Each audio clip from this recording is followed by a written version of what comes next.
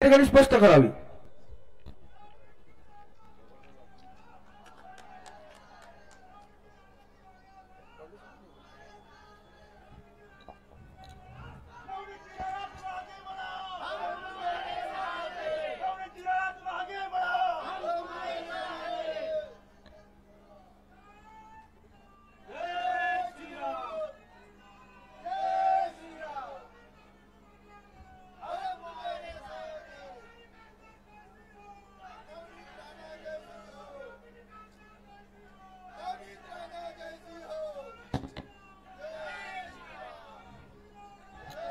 आई जिजाऊ, आई रमाई, आई सावित्रीबाई, आई अहल्यादेवी होळकर यांना मी नमन करते। छत्रपती शिवाजी महाराज यांना मानाचा मुजरा करते। डॉक्टर बाबासाहेब आंबेडकर यांना अभिवादन करते। आदरणीय मंचवर उपस्थित ज्या पक्षांनी रवीजी या मतदारसंघाला घडवून आणलं असे प्रत्येक माझे कार्यकर्ता, माझे पक्षाचं आणि या पक्षाचे ज्यांनी एक युवा म्हणून या पक्षाची सुरुवात केली, तुमचे सगळ्यांचे भाऊ, बन्नेरा मतदारसंघाचे आमदार रवीजी राणा, लप्पी भैया, कात्रे मामाजी, वानखडे काका, कस्तुरे काका, अजय गाडे काका, कमल किशोर मलानी काका, पवन भैया जाजुदिया, जीतू भाऊ दुधाने, अजय जी देशमुख, जिल्हा अध्यक्ष ज्योतिताई सैरेसे, नितीन भाऊ बोरेकर, संजय भाऊ इंगासपुरे, सुमतीताई ढोके, आशिष जी गावंडे, अजय भाऊ जयस्वाल, सगळे मान्यवर जोडेही मंचावर आहे। सगळे माझे पदाधिकारी, माझे परिवार, जेवढी मातृशक्ती आहे, युवा शक्ती आहे आणि ही मीटिंग जे आम्ही आज घेतलेली आहे आणि ज्या मीटिंग नंतर आपण छोटेसे ठिकाणी ऑफिस मध्ये मीटिंग ठरवली होती की त्या ठिकाणी घेऊ, पण जेव्हा बरेचसे कार्यकर्त्यांचे फोन आले की ताई आम्ही सुद्धा येत आहे, आम्ही येणार आहे, आम्ही या कार्यक्रमासाठी येणार आहे आणि इचेमध्ये आम्हाला सुद्धा यायचं आहे, तर आम्ही एक ठिकाण ठरवलं। नाही तर हा ऑफिसचं आणि तळागाळामध्ये जे पदाधिकाऱ्यांनी गेल्या 16-17 वर्षापासून स्वाभिमान निर्माण केला या मतदारसंघामध्ये, या जिल्ह्यामध्ये आणि आजूबाजूच्या जिल्ह्यांमध्ये, हा बैठक त्यांच्या सोबत होती आणि त्यांचं मत काय हा विचारण्यासाठी हा छोटीशी आमची मीटिंग आपण ठरवली होती। सगळ्यांनी आपले आपले विषय इथे मांडले, पदाधिकाऱ्यांनी आपले मत मांडले। ऐकत असताना आमचे पदाधिकारी ज्यांनी जीवाचा रान केला, स्वाभिमान मध्ये आमदार घडून आणलं आणि आमदार तिसऱ्यांदा घडत असताना खासदार सुद्धा या पक्षांनी घडून या जिल्ह्याला दिलं, त्यांच्यासाठी सगळ्यांचे मनापासून या पक्षाची कार्यकर्ता आणि या पक्षाची कार्य अध्यक्ष महिला आघाडीची म्हणून मी आपल्या सगळ्यांचे मनापासून खूप खूप धन्यवाद करते आणि सगळ्यांना एकदा जोरदार जय स्वाभिमान, एकदा सगळ्यांचे हात वरती, जय स्वाभिमान, जय स्वाभिमान। ही मुठात खूप मोठी ताकद आहे बरं।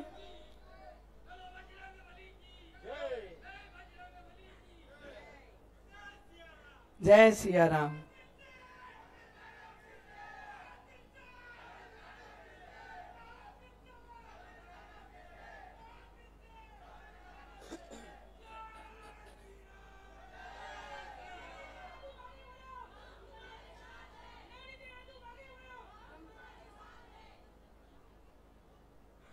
या कार्यकर्त्यांनी रवीजी मला बरेचशे गोष्टी आठवते। आपण जेव्हा पहिल्यांदा आमदार झाले, मी तर नव्हती, पण जेव्हा दुसरे इलेक्शनच्या अगोदर जेव्हा मी आली लग्न करून या जिल्ह्यामध्ये, मी मंचावर उभी राहायची।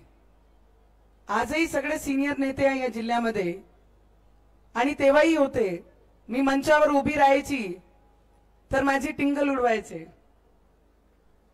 मला हिरोईन म्हणून तेव्हाही ते माझं नाव घ्यायचे, हिरोईन आली म्हणून।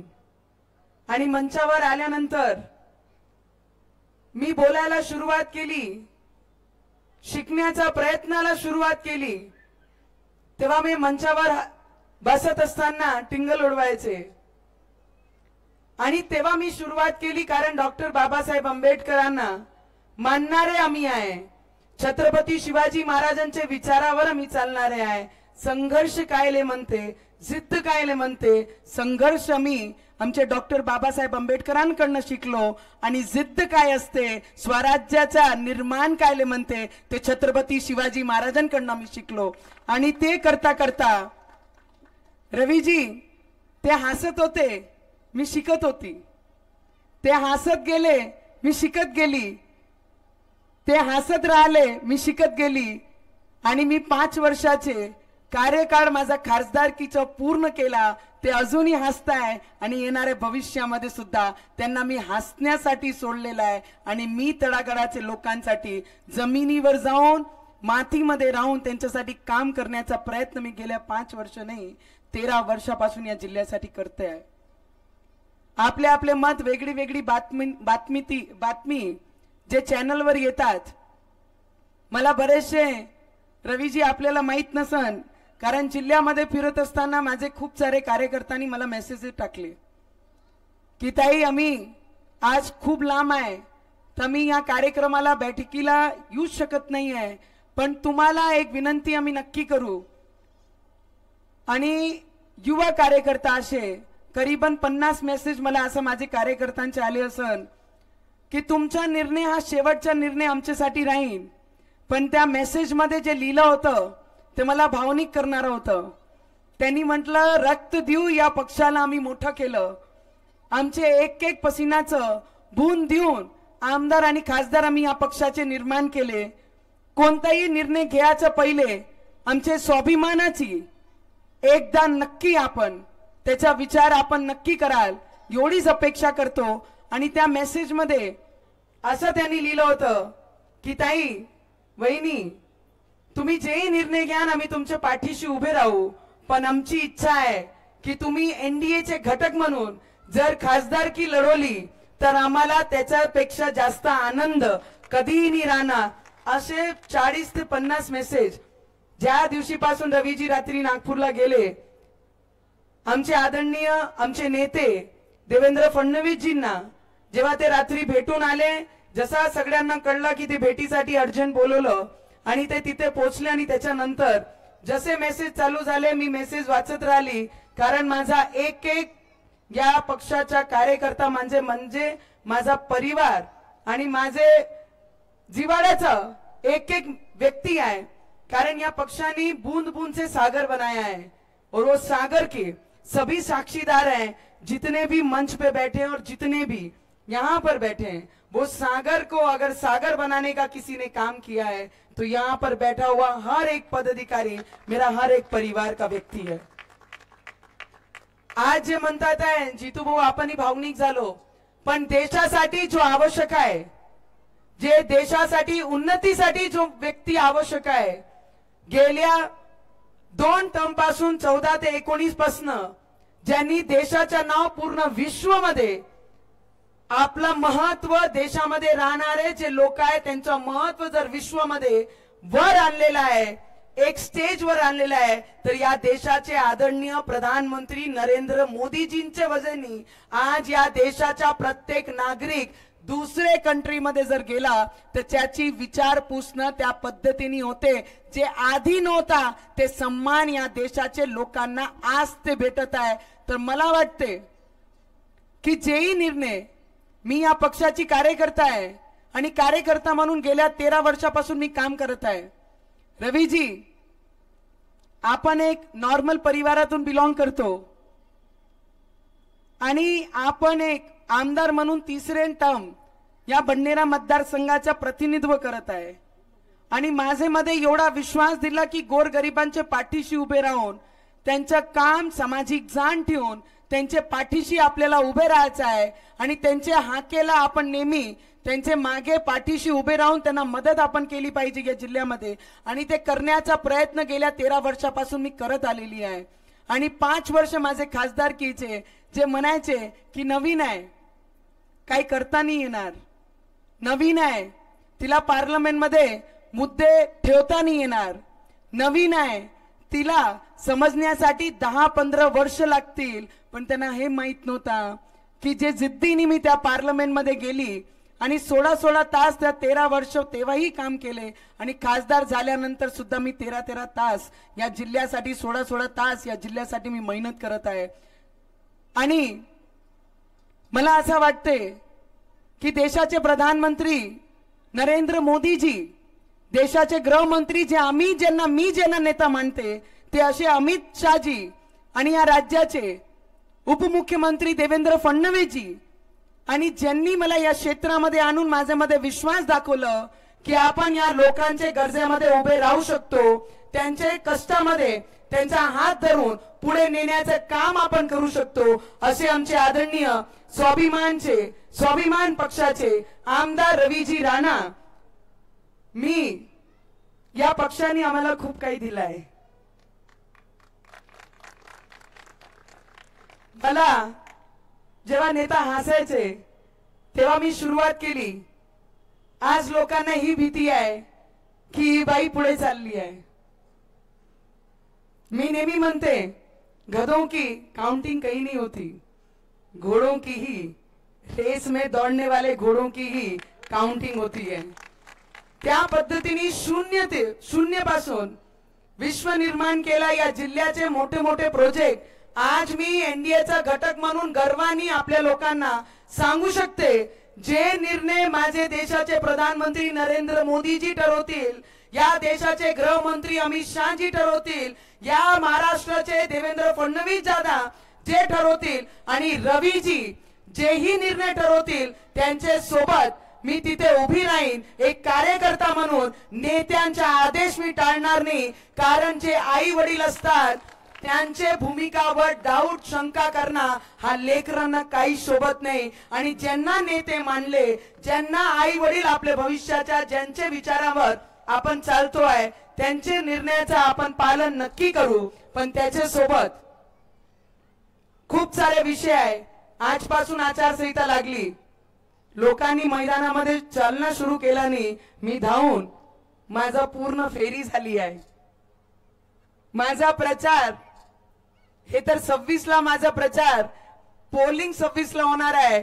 मला अपेक्षित होता की 10-15 ही झाली तर आमची तयारी पूर्ण झाली आहे. लोकांचे अजून उमेदवार सापडले नाही आहे. पण या स्वाभिमानचा प्रत्येक कार्यकर्ता 40 ते 50 सभा आम्ही सगळ्यांनी मिळून या पूर्ण जिल्ह्यामध्ये घेतली आहे.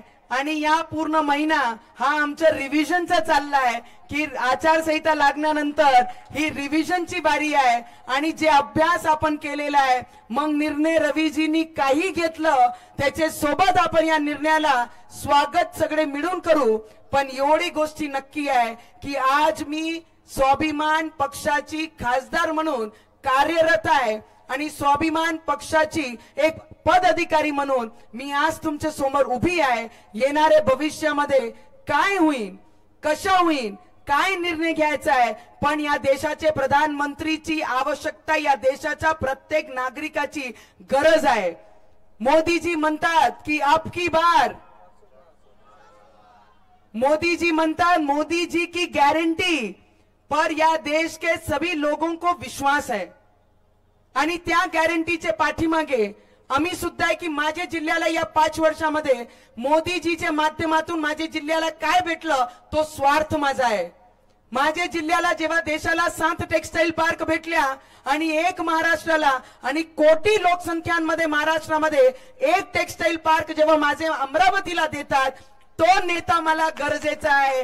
त्याच्यासाठी मी काम करत आहे. जेव्हा 2 ते 3 लाख बेरोजगारांना माझी अमरावतीमध्ये जेव्हा रोजगार भेटन, तो नेता मला माझ्या जिल्ह्यासाठी हवा आहे. नवनीत राणाला कसा नेता हवाय ते महत्वाचं नाही, माझ्या जिल्ह्याचा जो विकास करत तसा नेता नवनीत राणाला हवा आहे. त्याच्यासाठी मी मोदीजींसोबत आहे. विमानतळ, वॅगन कारखाना, वर्ल्ड क्लास रेल्वे स्टेशन बन्नेरा अमरावती आणि साऊथ एशियाची सगळ्यात मोठी पायलट ट्रेनिंग अकॅडमी अमरावतीला भेटणं. जेव्हा काही पत्रकारांनी, आमचे सगळे भावांनी काही न्यूजपेपर मध्ये टाकलं की IIMC हा नागपूर चालली आणि विमानतळ बंद पडणार. जेव्हा हा बातम्या आल्या तेव्हा मी गुहार लावणारी तुमच्या वतीने जर केंद्रामध्ये गेली असन तर तुमची आवाज बनून तिथपर्यंत गेली आणि सामान्यांची आवाज ऐकणारा जर देशाचा नेता प्रधानमंत्री नरेंद्र मोदीजी सारखा असन तर नरेंद्र मोदीजी हा माझा नेता म्हणून मी या क्षेत्रामध्ये काम करत आहे. आणि प्रत्येक ठिकाणी निराधार पासून जे प्रश्न मांडले त्याच्यावर शिक्कामोर्तब करणं आणि गोरगरिबांना मदत करणं, शेतकऱ्यांचे महिन्याचे वर्षाचे जे 6 ते 12 हजार रुपये राज्यांनी केंद्र सरकार जे वाढून देते तो नेता मला हवा आहे की माझे जिल्ह्याचा जो विकास करण, शेतकरी शेतमजदूर बेरोजगार मुलांसाठी त्यांच्या भविष्यासाठी जो माझे सोबत उभे राहील, माझे पाठीशी उभे राहील तो नेता मला या जिल्ह्यासाठी आणि त्यांचेच विचारांवर मी चालणारी एक खासदार आहे. येणारे भविष्यामध्ये आपली लढाई काही सोपी नाही आहे. आपण जर म्हणन की आपण अभ्यास पूर्ण केला, रिव्हिजनला चाललो आहे, प्रत्येक व्यक्तीने 2019 मध्ये एक सुनामी पूर्ण देशामध्ये असताना आपल्या सगळ्यांच्या मदतीने आपण खासदार म्हणून त्या पार्लिमेंट मध्ये गेलो. जेव्हा जब कुछ नहीं थे तो इस जिले के लोगों ने मेरे सिर पे आशीर्वाद का हाथ रखा. आज तो नवनीत राणा खुद एक चट्टान है, कितनी आंधियों तूफानों से डरने वाली नहीं है.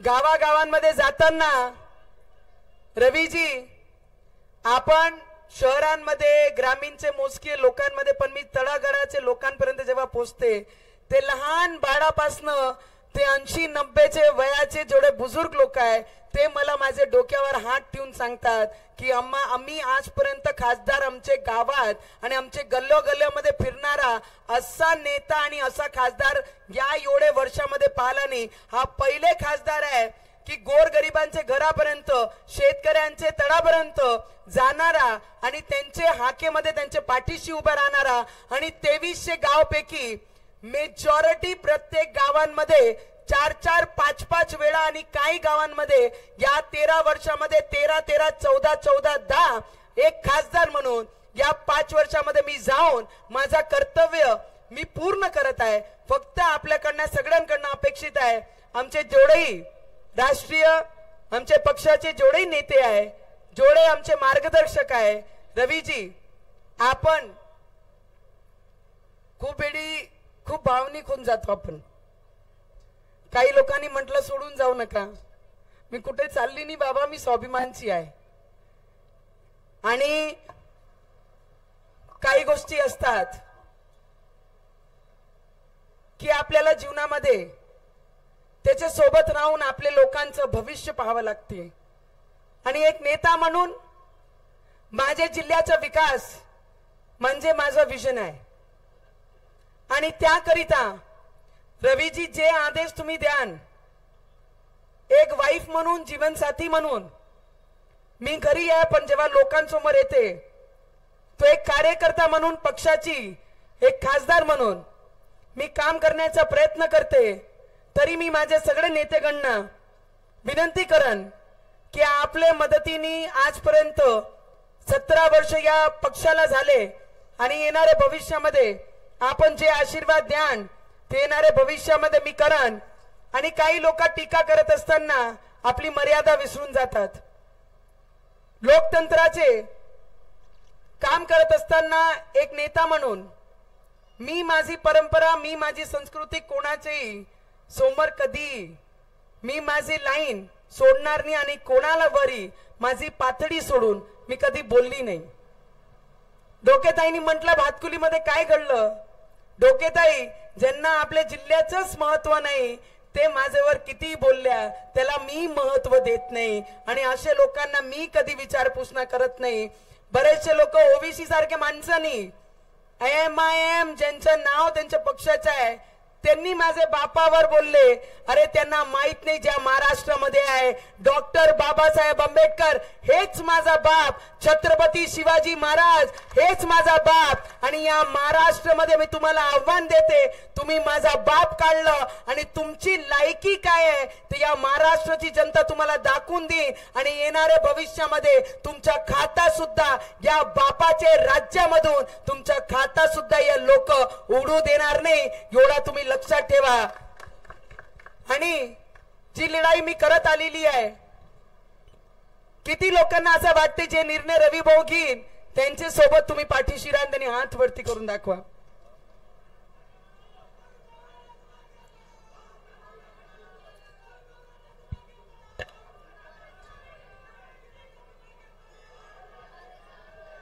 मुट्ठी में बहुत ताकत है ना, जो स्वाभिमान को बोलते थे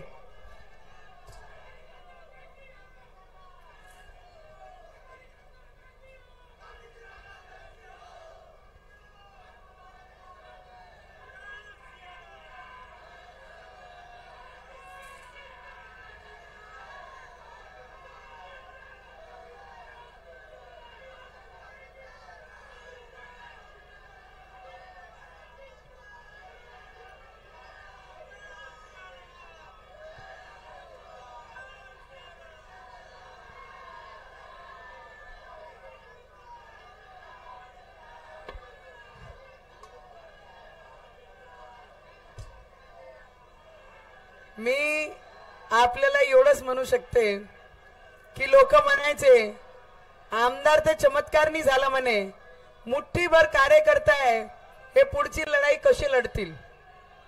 जेव्हा सगळे गंमत करायचे, लप्पी भैया तुम्ही सगळ्यांनी सुरुवात केली, अजय भैया, जेव्हा बाकी नेते रवी भाऊचे पक्षावर जय श्रीराम जोरात,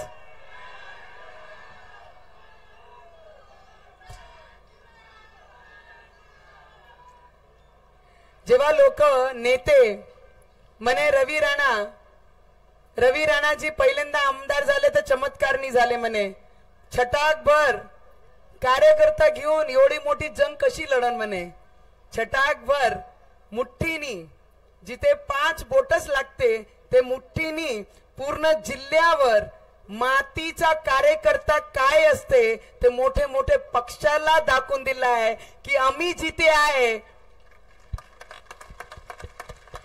आणि आज जे कार्यकर्ता मेळावा होत आहे हिचा पूर्ण क्रेडिट जर कोणाला असन तर मुठभर कार्यकर्ता ज्यांनी घेऊन या मैदानामध्ये सुरुवात केली, हा मुठ आज मोठे मोठे पक्षाला असं वाटते की त्यांच्या सोबत ते राहिले पाहिजे, ही ताकद तुम्ही सगळ्यांनी निर्माण केली. त्याच्यासाठी तुमच्या सगळ्यांचे मनापासून कहो दिल से हैज बाबा.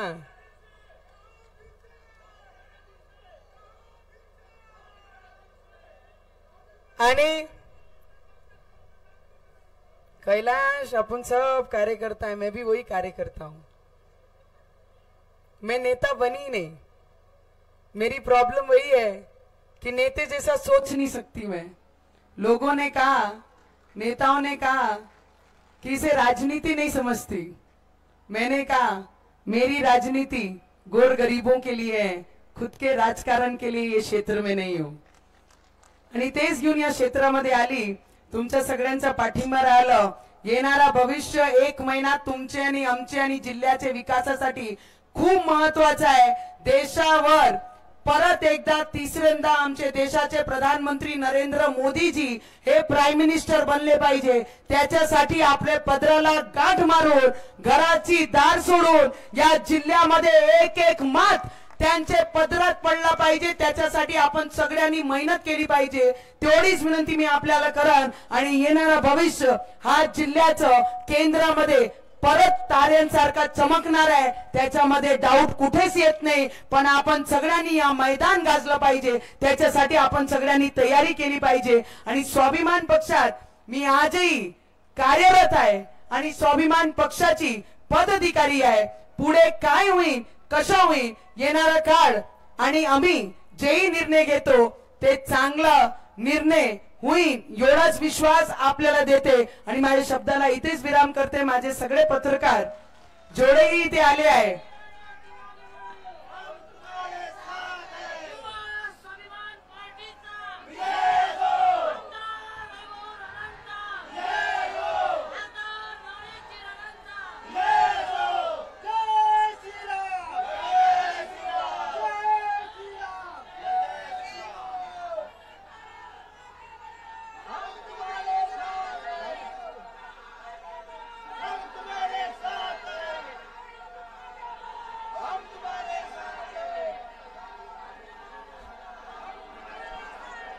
नवनीत तेहराना तुम आगे बढ़ो, नवनीत तेहराना तुम आगे बढ़ो, कहो दिल से, कहो दिल से, जय श्री राम.